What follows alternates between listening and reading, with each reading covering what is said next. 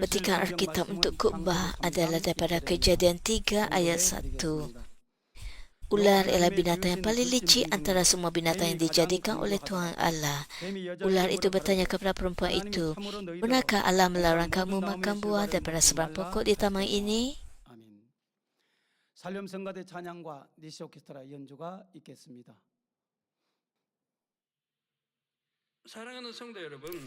Saudara dan saudari yang saya kasih dalam Tuhan Yesus, semua anggota memindai gereja cawangan dan gereja tempatan, penonton GCN dan semua anak Tuhan menghadiri ibadat ini dalam talian. Ini adalah penjelasan tentang Kejadian sesi ke-69. Dalam khotbah yang lalu, saya telah menjelaskan separuh pertama Kejadian 3 ayat 1. Saya telah menerangkan mengapa Tuhan membenarkan ular yang licik itu tinggal di Taman Eden. Tanah liat yang digunakan oleh Tuhan untuk menciptakan ular itu mengandungi sifat yang akan berkembang menjadi kelicikan apabila terdedah kepada kegelapan dan menjadi kebijaksanaan apabila terdedah kepada cahaya. Ular itu sangat bijak ketika berada di Taman Eden yang dikelilingi oleh cahaya dan dikasihi oleh Hawa untuk suatu tempoh yang lama. Sementara itu, syaitan memikirkan rancangan untuk menyebabkan Adam jatuh ke dalam dosa. Syaitan berterusan menghantar isyarat kegelapan ke dalam Taman Eden yang berada di dalam wilayah cahaya. Namun begitu yang menerima isyarat itu ialah dinosaur. Disebabkan hal ini, dinosaur memberontak terhadap Tuhan, lalu syaitan mendapat sedikit keyakinan. Dalam peristiwa dinosaur itu, sasaran yang sebenarnya ialah Adam. Untuk menggoda dan menjatuhkan Adam, syaitan terlebih dahulu mendekati dinosaur yang dekat dengan Adam dan dikasihi olehnya. Namun begitu dinosaur tidak bijak. Dinosaur sangat naif dan tidak tahu apa-apa. Dinosaur hanya terus menolak dan mengejar apa yang diinginkan oleh mereka. Oleh itu, ketika dinosaur secara sembarangan menghampiri pokok pengetahuan mengenai perkara yang baik dan jahat itu untuk memakannya, Tuhan menghukum dinosaur. Selepas peristiwa ini, syaitan mula mencari makhluk yang bijaksana. Syaitan merancang dengan lebih licik untuk menjatuhkan Adam. Kemudian, syaitan melihat bahawa isteri Adam, iaitu Hawa, sangat rapat dengan ular. Dan ular itu sangat licik. Oleh itu, syaitan menggunakan ular itu sebagai alatnya. Sudah tentu ular itu tidak mendengar suara syaitan sejak awal. Syaitan menjadikan ular sebagai sasarannya dan untuk tempoh yang lama, syaitan menghantar isyarat dengan sifat kegelapan. Pada akhirnya, ular itu menyerah kalah. Saudara-saudari yang saya kasih, sebelum anda melakukan dosa, terutama dosa yang membawa maut, anda akan banyak kali mengalami godaan.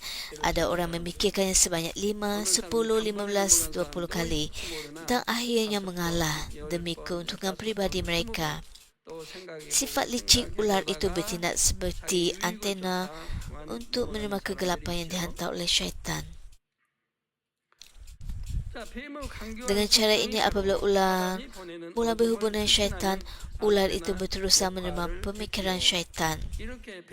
Jika sesuatu adalah tidak benar atau merupakan kegelapan, anda sama sekali tidak sepatutnya menerimanya. Sangat penting untuk anda menyekatnya sejak awal. Jangan memberikan telinga. Jangan dengar. Jika hal itu melibatkan nafsu mata atau sesuatu yang tidak benar, jangan dengar, jangan lihat, dan jangan berbicara, bukan? Namun begitu, jika anda melakukannya, anda akan dihubungkan dengan syaitan. Tidak lama selepas itu, ular itu benar-benar menjadi hamba kepada syaitan. Oleh itu, apa yang dikatakan oleh ular kepada wanita itu selepasnya boleh dianggap sebagai kata-kata syaitan. Sekarang, Kejadian 3 ayat 1 menyatakan bahawa ular telah menyoal Hawa tentang sesuatu. Syaitan menghampiri wanita itu melalui ular. Syaitan tidak menghampiri Adam secara langsung. Mengapakah begitu? Pada masa itu, Adam ialah pemerintah yang menguasai langit pertama dan kedua. Autoriti dan martabatnya sangat besar. Semua binatang di bumi taat kepada Adam, mengasihinya dan mengikutinya. Oleh itu bukan sesuatu yang mudah untuk ular menghampiri Adam secara langsung dan menggoda dia. Sudah tentu tujuan utama syaitan ialah Adam, tetapi ular tidak berani datang terus kepada Adam dan menyampaikan kata-kata penipuan. Sekalipun ular itu melakukannya, syaitan tahu bahawa Adam tidak akan mudah dipedaya. 설령 직접 대한다 해도 아담은 쉽게 미혹되지 않으리라는 것을 사단이 잘 알고 있었지요. Oleh itu syaitan memilih untuk menipu Adam secara tidak langsung melalui wanita yang dikasihi oleh Adam. Syaitan merancang untuk menggoda istrinya Hawa terlebih dahulu dan kemudian menggoda Adam melalui istrinya. Akhirnya Adam digoda oleh orang yang paling rapat dan paling dikasihinya, lalu dia pun jatuh. Rancangan ular yang licik itu telah berjaya. 뱀의 간사하고 교활한 뱀의 작전이 지금 들어맞은 거예요. 성공한 거예요. 온라인 세상에도 그런 게 참 많이 있어요. 남자에게 접근하기 어려우면 Perkara seperti ini masih banyak berlaku pada hari ini. Jika sukar untuk mendekati seorang lelaki, cubalah menggodanya dengan mendekati istrinya dan merasua istrinya atau cuba memenangi hatinya. Banyak perkara seperti ini telah berlaku dalam sejarah. Pada hari ini, banyak orang Kristian bahkan tergoda oleh orang yang dekat dengan mereka. 사람을 통해 사단의 미혹을 받는 경우가 많습니다. Banyak saudari seiman yang dahulunya menjalani kehidupan beriman dengan baik mengalami penganiayaan selepas berkahwin.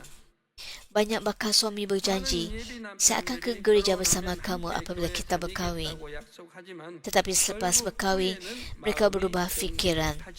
Mereka bahkan membenci isteri mereka pergi ke gereja dan menganiaya isteri mereka. Mentua dan ahli keluarga lain juga menghalang mereka daripada pergi ke gereja. Walaupun tiada penganiayaan, jika keluarga itu tidak diinjili, orang Kristian akan menghadapi pelbagai godaan daripada ahli keluarga yang tidak percaya kepada Tuhan. Oleh sebab ahli keluarga mereka yang tidak percaya kepada Tuhan itu kepunyaan syaitan, ahli keluarga mereka menerima hasutan daripada syaitan tanpa disedari oleh mereka. Syaitan akan menggunakan pelbagai cara untuk menjauhkan orang kepunyaan Tuhan daripada keselamatan mereka. Itulah sebabnya terdapat peperangan rohani bahkan dalam sebuah keluarga. Untuk perkara ini, Yesus berkata dalam Matius 10 ayat 38 hingga 36, dengan kedatanganku, anak laki melawan bapanya, anak perempuan melawan ibunya, dan menantu perempuan melawan ibu mentuanya. Ahli keluarga yang sedia akan menjadi musuhnya. Marilah kita meneliti situasi di mana keluarga yang dahulunya aman damai menjadi porak-poranda setelah menerima Injil. Mereka menjadi tidak sehaluan. Ahli keluarga bergaduh selama sendiri. Suami bertengkar dengan isteri. Adik-beradik bergaduh, saudara mara menyerang dan bertengkar. Mengapa? Setengah orang baik dan telah menerima Injil, namun begitu orang yang kurang baik tanpa menyedarinya segera menganiaya orang yang menjadi Kristian dan juga gereja. Inilah punca berlakunya perpecahan dalam keluarga. Satu pihak menerima pekerjaan Roh Kudus, manakala satu pihak lagi menerima pekerjaan syaitan. Akibatnya mereka bertelaga dan timbul pelbagai masalah serta perpecahan. Oleh itu, apakah cara paling mudah untuk mengelak daripada perpecahan ini? Apakah caranya? Jangan terima Yesus. Jangan pergi ke gereja. Namun begitu jalan akhirnya ialah neraka. Bukankah itu jalan yang tidak boleh anda pilih? Jika anda mempunyai iman dan telah mendengar serta memahami kebenaran, maka anda seharusnya secara semula jadi memilih jalan membawa anda ke syurga. Anda tidak boleh mentafsirkan kata-kata Yesus secara literal. Yesus yang membawa perpecahan ke dalam keluarga dan dia juga tidak menjadikan ahli keluarga sebagai musuh antara satu sama lain. Ketika mereka tidak percaya kepada Tuhan, mereka semua menjadi milik syaitan. Apabila mereka menerima Yesus Kristus sebagai penyelamat mereka, mereka bukan lagi anak-anak syaitan tetapi anak-anak Tuhan. Dengan cara inilah Yesus mengatakan bahawa Bahkan dalam satu keluarga, terdapat peperangan rohani antara orang menjadi milik Tuhan dan orang menjadi milik syaitan. Kebanyakan anda telah mengalami peperangan seperti ini dalam keluarga, dalam kalangan saudara mara anda. Untuk tiap kala dalam peperangan rohani ini, anda harus mencapai kebenaran dalam hati anda. Hal ini kerana apa yang sering dikatakan oleh ahli keluarga yang tidak percaya selalunya kelihatan logik secara etika. 도의적으로는 그럴듯하기도 하기 때문입니다. 자신이 신앙을 좀 양보하면 가정이 더 평안할 것 같기도 하죠. Kelihatannya keamanan keluarga hanya dapat dicapai jika orang yang beriman mengalah dalam hal iman mereka. Iman seperti ini yang berkompromi demi keamanan akan menyebabkan syaitan mengambil alih. Pada akhirnya dengan alasan untuk mengekalkan keamanan keluarga, iman mereka menjadi suam-suam kuku. Namun begitu, walaupun seisi keluarga mengamalkan kehidupan beriman bersama-sama, mereka perlu sentiasa berjaga-jaga kerana mereka juga boleh digoda oleh syaitan. 그런데 아내가 전하는 말 속에는 질서상 윗분이나 믿음의 형제 자매들에 대한 불평 불만이 섞여 있지요. Katakan seorang isteri memberitahu suaminya tentang apa yang berlaku di gereja. Namun begitu ceritanya mengandungi keluhan rungu tanda katakan negatif dalam pemimpin gereja atau saudara seiman lain. Artinya telah terluka di gereja dan dia pun berungut tentang apa yang berlaku di gereja. Jika suaminya mengasihinya secara duniawi, dia akan bersetuju dengan isterinya dan menyokong kata-kata isterinya. Betulkah mereka buat begitu? Mereka tak patut buat macam itu. Dia mengikut kata isterinya. Dia tidak menilai berdasarkan kebenaran, sebaliknya dia menghakimi bersama isterinya. Dalam situasi ini, sebenarnya suami itu sedang dihasut oleh syaitan melalui isterinya. Jika anda mempunyai kasih sayang duniawi sesama ahli keluarga atau rakan-rakan, maka keupayaan anda untuk menilai akan menjadi tumpul. Anda cenderung mempercayai apa yang dikatakan oleh mereka dan mengikut mereka. Sebab itulah Galatia 5 ayat 24 menyatakan, mereka menjadi milik Kristus Yesus telah menyalip tabiat manusia beserta hawa nafsu dan keinginannya. Orang menjadi milik Kristus Yesus, iaitu anak-anak Tuhan, telah menyelapkan hawa nafsu dan keinginan mereka. Bukankah terdapat banyak orang yang tahu bahawa gereja ini bersama Tuhan, bahawa Tuhan bersama gereja ini, bahawa kuasa Tuhan dinyatakan dan bahawa gereja ini adalah mazbah yang mencukupi untuk keselamatan, tetapi mereka tidak sanggup melepaskan ketekatan kepada keluarga mereka dan berpindah ke mazbah keselamatan? 이 재단이 하나님 함께 하시고 예를 들어 저 재단이 하나님 함께 하시고 또 권능도 나타나는 하는 줄 구원 받으신 충분한 재단인 줄 알면서도 정을 못 끊어서 구원의 재단을 옮기지 못한 분은 Adakah ketekatan membawa ke syurga? Adakah yang membawa ke Yerusalem baru? Adakah yang menyelamatkan kita? Itu hanyalah perasaan.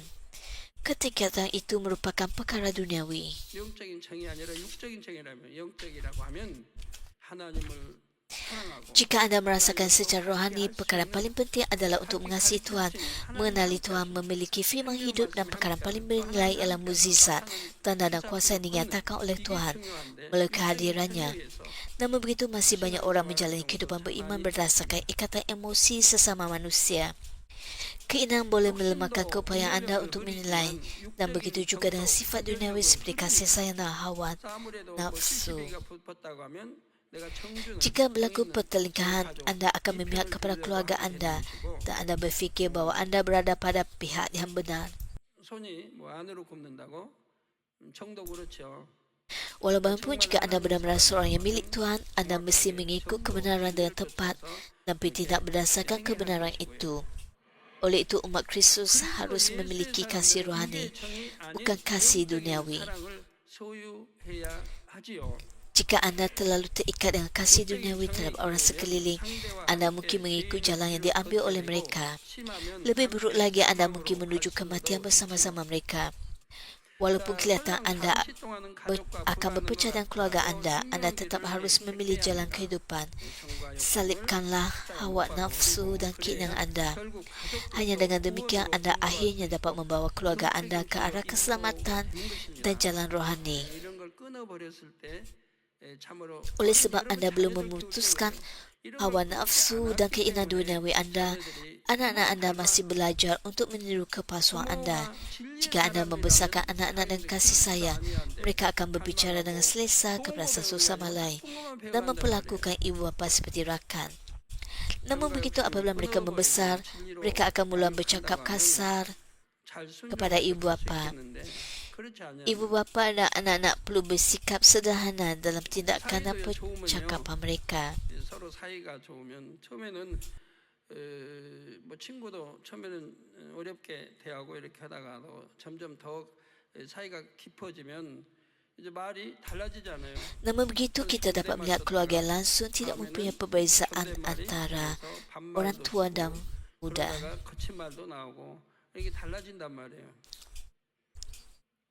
그래서 거리를 두어야 할 때는 두어야 되고 부모와 자식 간에도 부부 간에도 이렇게 절제할 건 절제도 해야 되는데 그리 하지 못하고 막대다 보면 나중에는 구별이 안 되어지는 이런 가정들이 또 되는 것도 봅니다. 우리 주님의 제자들은 그렇게 3년 공생하면서도 감히 주님께 꼭 알고 싶은 Walaupun murid-murid Yesus tinggal bersamanya selama 3 tahun, mereka tidak pernah berani untuk bertanya Yesus tentang perkara yang benar-benar ingin diketahui oleh mereka. Jika mereka tidak memahami apa yang dikatakan oleh Yesus, mereka tidak berani bertanya apa-apa yang ingin diketahui oleh mereka. 그렇게 주님과 제자 사이가 그랬어요. 그러면 주님이 쌀쌀해서 그럽니까? Adakah hal ini kerana Yesus bersikap dingin? Adakah kerana Yesus tiada kasih atau sayang? 육적으로 대한다고 육적인 정으로 막 대한다고 해봐요. 그러면 제자들이 다 오면 세상 말로 안 좋은 세상 말로 기어오른다고 그렇게 Tidak. 수도 있어요. Katakanlah Yesus melayani mereka dengan kasih sayang, maka murid-murid itu pasti melampaui batas. 기어오른단 말이 Jika anda hanya mendekati orang lain secara hubungan manusia biasa, anda akan mula bercakap secara terlalu santai sehingga aturan sosial akan runtuh. Seterusnya rasa hormat dan pertimbangan antara satu sama lain juga akan lenyap.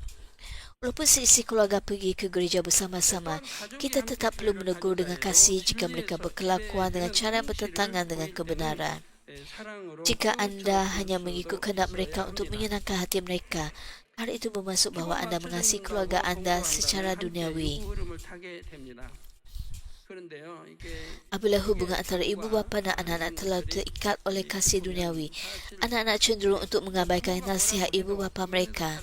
Hal ini tidak bermaksud bahawa anda harus menjadi terlalu tegas. Jika demikian, anak-anak akan menjadi tawar hati dan hal itu juga tidak baik. Anda perlu menangani semuanya dengan kebijaksanaan dan sewajarnya. Ada garis batas yang tidak sepatutnya dilanggar oleh kedua-dua pihak. Walaupun anda mungkin terasa janggal buat sementara waktu, anda perlu membantu mereka untuk menyedari dan menilai perkara berdasarkan kebenaran serta membimbing mereka untuk mengikut arus rohani.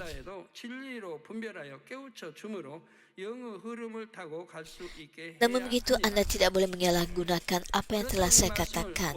Anda tidak sepatutnya mengabaikan tanggungjawab dan keluarga dengan alasan sibuk melakukan kerja-kerja gereja. Sebagai ibu, bapa, anak, isteri atau suami, anda perlu melakukan perkara yang perlu anda lakukan. Anda mesti memerhatikan keadaan rohani keluarga anda secara rohani, mengasihi mereka secara rohani, dan melayani mereka dengan hati yang tulus. Kadang-kadang saya melihat orang yang mempunyai tanggungjawab sebagai ibu bapa, tetapi menggunakan gereja sebagai alasan untuk mengelak daripada menunaikan tanggungjawab mereka. Mereka semua memberikan pelbagai alasan untuk mengelak tanggungjawab mereka di rumah dengan kesibukan kerja di gereja. Hal itu adalah tidak betul. Kita mesti memandang keluarga kita sebagai jiwa-jiwa yang perlu kita selamatkan, mengasihi mereka secara rohani dan melayani mereka dengan segenap hati kita. Apabila membimbing ahli keluarga yang tidak beriman atau imannya masih lemah, kita mesti memahami kedudukan mereka dan membantu mereka untuk mengikut kebenaran. Anda tidak boleh memaksa atau menakutkan mereka dengan kata-kata seperti, kamu tidak boleh buat begitu, kalau kamu buat, kamu akan masuk neraka, kamu mesti buat begini. Anda sendiri harus mengalami kebahagiaan hidup menurut firman Tuhan, dan kemudian barulah Anda dapat berkongsi kebahagiaan itu dengan mereka.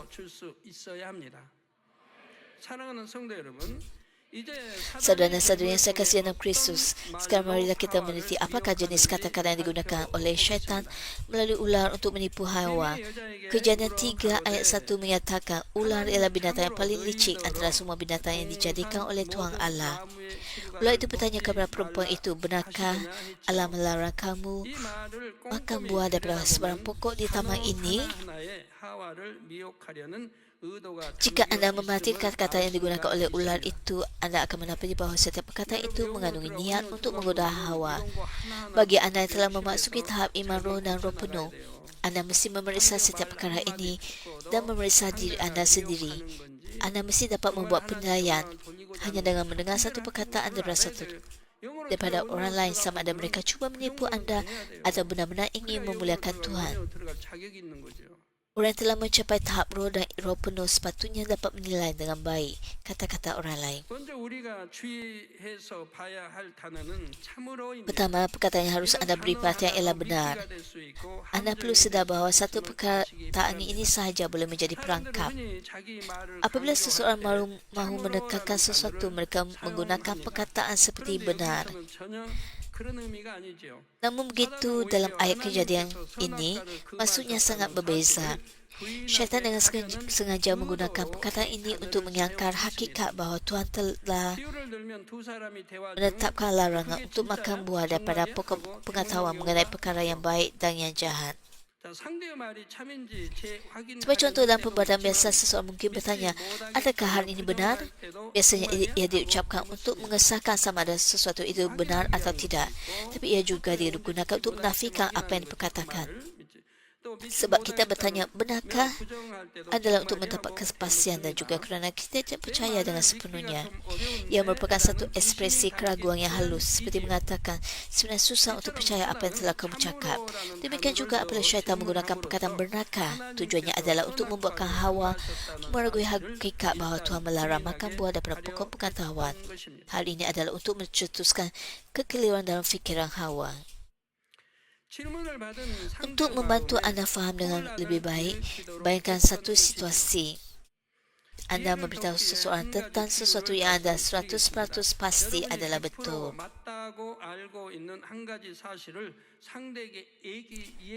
Kemudian orang itu bertanya, adakah ini benar?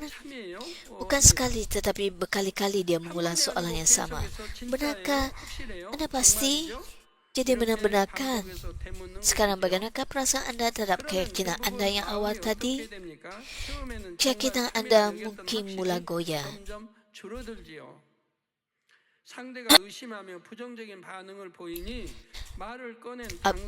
Apabila orang itu mula meragui dan bercakap secara negatif, anda juga mungkin mula teragak-agak dengan perkara yang sebelum ini anda pasti. Betulkah apa yang saya tahu? Bagaimana kalau saya silap?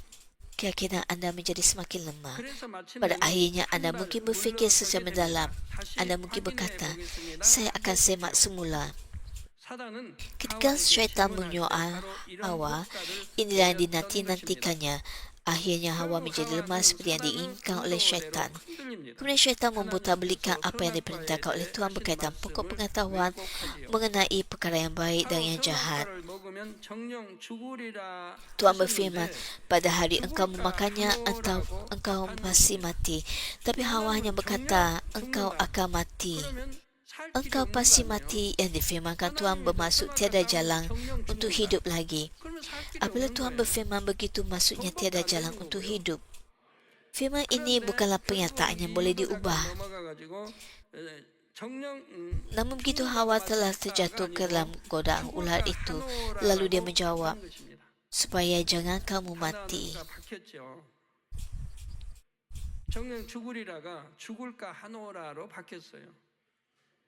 Perkataan pasti hanya satu perkataan berbeza, tetapi syaitan mengambil kesempatan atasnya. Inilah perangkap yang digunakannya. Perkara seperti ini banyak berlaku dalam kehidupan seharian kita dan juga dalam perniagaan.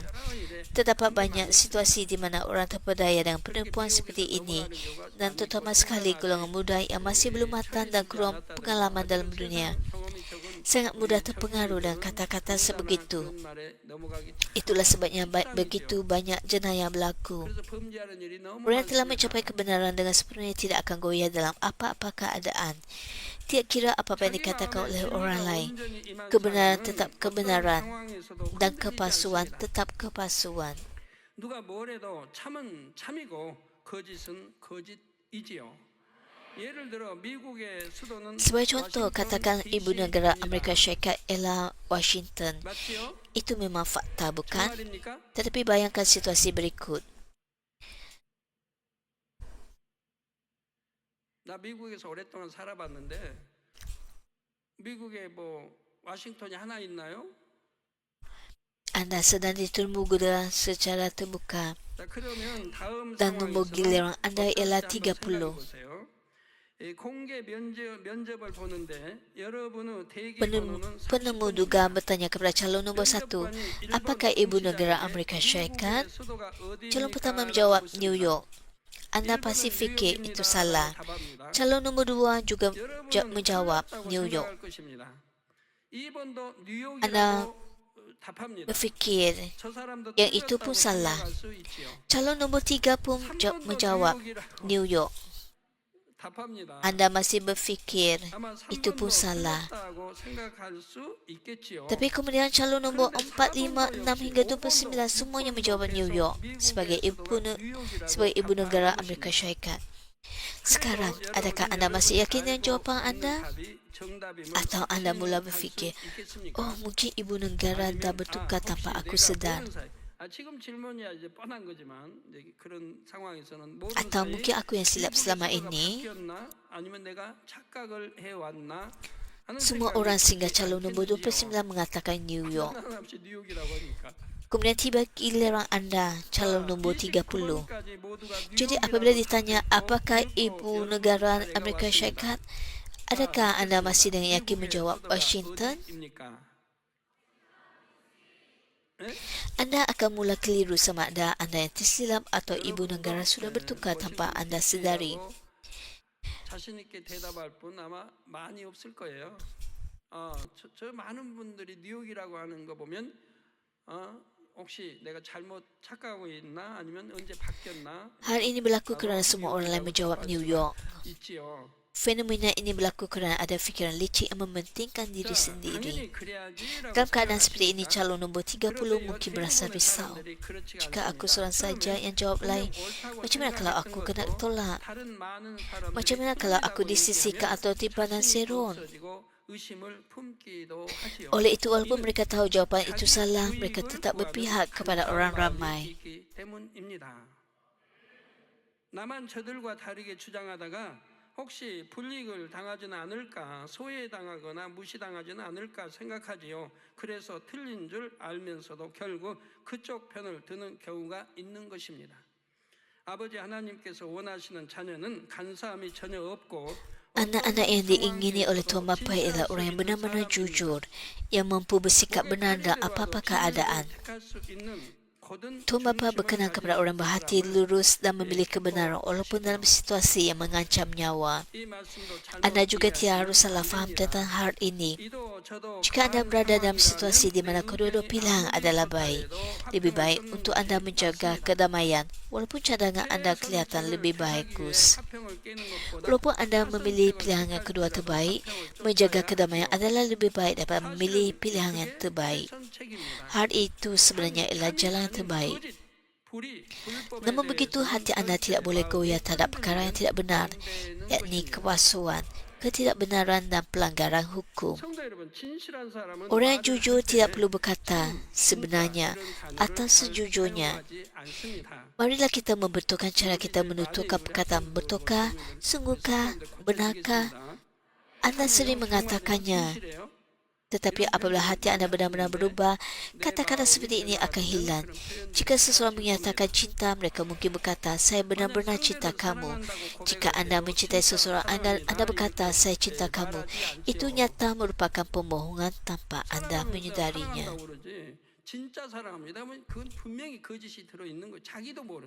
진짜라고 표현한 사람 자기도 모르는 안에 속성이 거짓이 있는 거예요. Orang yang kerap menggunakan perkataan benar-benar 그냥 mungkin mempunyai 사랑합니다. sifat 한마디로 kepalsuan 좋습니다. dalam diri mereka tanpa 왜 진짜 disedari oleh 사랑합니다 mereka. 표현이 왜 나와야 돼요? Mereka sekadar berkata, aku 사랑하는 cinta kamu dan itu sudah 그 말 mencukupi. 자체가 Jika anda benar-benar 진실하기 mencintai 때문에 seseorang, 굳이 anda tidak perlu 거기에 menambah 삼인이 perkataan seperti 정말이니 이런 benar-benar. 수식어를 덧붙일 Oleh sebab 필요가 kata-kata yang 없습니다. diucapkan oleh mereka adalah benar, mereka tidak perlu menambahkan benar-benar atau 그런데 sejujurnya. 요한복음을 보면 예수님의 말씀 앞에 Jika anda membaca 진실로, Injil 진실로가 Yohanes, 붙은 구절이 anda 자주 akan menemui 눈에 banyak ayat di 띕니다. mana Yesus berkata benar, 마태, 마가, benar. 누가 Dalam Injil 복음에서는 Matius, Markus, dan 진실로, Lukas, 진실로가 ungkapan 눈에 띄지 ini 않죠. tidak dijumpai. 진실로가 한 번 Terdapat 쓰인 ayat yang hanya 구절이 satu 있을 kali 뿐입니다. mempunyai benar dalam satu 두 ayat. 번씩 강조해서 Perkataan benar 진실로, diucapkan sebanyak 진실로는 2 kali 있다는 얘기예요. dalam ayat menggambarkan kepribadian Rasul 요한복음에 Yohanes. 진실로가 두 번씩 Yohanes merasa 기록된 terdesak 것은 untuk memberikan 기록자 penekanan 사도 tentang 요한의 kata-kata 교훈에 Yesus 반영되어 dan hal 있기 itu 때문입니다. terzahir dalam tulisannya. Namun begitu alasan syaitan 예수님께서 menggunakan 하신 perkataan benar 말씀을 dalam kejadian 강조하여는 bukanlah 사도 untuk 요한도 memberikan penekanan 간절히 tetapi untuk 그렇게 membuatkan Hawa 해야 menyangkal 되었죠. firman Tuhan. 그런데 오늘 본문에 사단이 참으로를 덧붙인 이유는 결코 강조하거나 긍정하려는 데 있지 않습니다. 하와로 하여금 하나님의 말씀을 Saudara dan saudari yang saya 하여고 kasih, perkataan 의도적으로 seterusnya 덧붙이는 yang harus anda beri perhatian ialah perkataan 성도 kamu. 여러분, 다음으로 우리가 주시할 Dalam perbualannya 답은 dengan Hawa, ular itu 너희더러라는 menggunakan 표현입니다. bentuk jamak kamu. 너희더러. Seperti yang dapat dilihat daripada jawapan Hawa 여러분 지금 dalam ayat 하와와 2. 대화하면서 Hal ini menunjukkan bahawa ular itu bukan hanya menjadikan Hawa sebagai sasarannya, 이는 하와뿐만 tetapi juga 아니라 Adam. 아담도 함께 Ayat ini mengandungi niat syaitan untuk juga menjerumuskan Adam ke dalam pencobaan. Tambahan pula fakta bahawa ular itu menggunakan bentuk jamak kamu menunjukkan bahawa ular itu sudah tahu bahawa Tuhan telah melarang bukan saja Hawa tetapi juga Adam daripada memakan buah pokok itu. Apabila ular itu menggunakan bentuk jamak kamu, ular itu memasukkan Hawa menjawab bagi pihak Adam juga. Maksudnya, walaupun Hawa menjawab dengan pemikiran sendiri, ia membawa niat bahawa pemikiran Adam juga adalah sama. Hal ini kerana bentuk jamak kamu telah merangkumi Adam. Oleh itu, jawapan Hawa boleh dianggap sebagai jawapan bagi kedua-dua Adam dan Hawa. Hawa tidak menyedari niat ular itu. Ular itu tahu dan ular itu membuatkan jawapan Hawa menjadi jerat bagi Adam. Orang yang benar dan tahu kedudukan dirinya tidak mudah tertipu walaupun hanya dengan satu perkataan. 아담도 함께 올무에 걸리게 하려고 했습니다. 그러나 진실하여 자기 분수를 지키는 사람은 이런 단어 하나에도 Katakanlah seseorang ingin mendapatkan pendapat daripada satu kumpulan misi mengenai sesuatu perkara. Sekarang andailah naik pengurusi kumpulan itu dan menerima panggilan. Individu yang mengumpul pendapat itu sedang tergesa-gesa dan tidak dapat menghubungi pengurusi. Lalu dia mendesak anda untuk memberikan maklumat. Dalam situasi ini, besar kemungkinan anda akan memberikan pendapat pribadi anda. Namun begitu pendapat anda itu dapat difahami sebagai pendapat seluruh kumpulan. Walaupun pendapat itu merupakan pendapat yang telah dipersetujui oleh semua ahli kumpulan, seharusnya pengurusi yang mengumumkannya secara rasmi. Sekiranya anda seorang yang benar dan tahu kedudukan anda tidak akan mengumumkan pendapat kumpulan secara sembarangan. Hal ini kerana anda sedar bahawa kata-kata anda tidak mewakili keseluruhan kumpulan. Sebelum anda berkata, saya akan merujuk pengurusi terlebih dahulu. Meskipun situasi mendesak, anda perlu mendapatkan kelulusan pengurusi sebelum menyampaikan apa-apa kenyataan.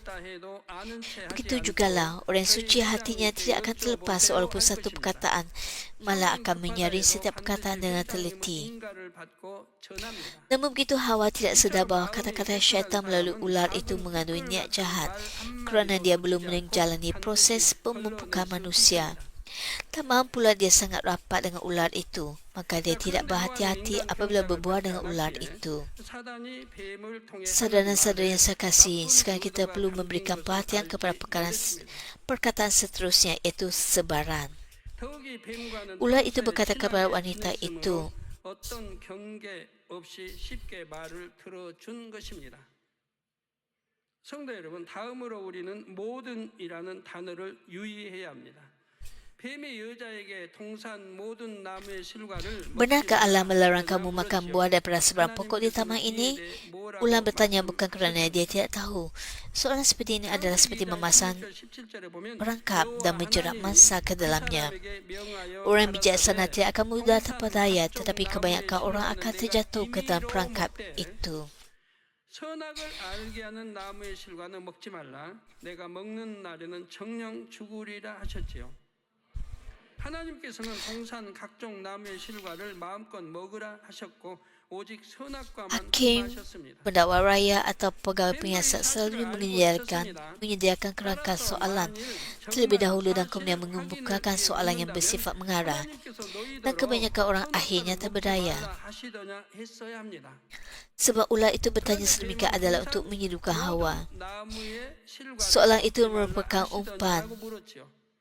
이 전혀 다른 Sekiranya ular bertanya kepada Hawa, adakah Tuhan berfirman kepada kamu untuk tidak makan daripada pokok pengetahuan mengenai perkara yang baik dan yang jahat? Maka Hawa akan menjawab, ya. 함정을 팔았고 Oleh itu tiada ruang untuk kekeliruan. 이렇게 함정을 끌어들이는데 함정에 들어가지 아니할 사람 아니한다고 Namun begitu, bagaimana dengan soalan itu? Allah melarang kamu makan buah daripada sebarang pokok di taman ini? Ayat ini bukan apa yang difirmankan oleh Tuhan. Ular itu menggunakan taktik ini untuk memperdayakan dan menyesatkan Adam dan Hawa. Soalan seperti ini akan membuatkan Hawa berfikir, tidak. Ular itu tahu hal ini dan memesokkan fakta dengan licik dan mendorong Hawa untuk berfikir secara negatif. 얼마나 많이 있는데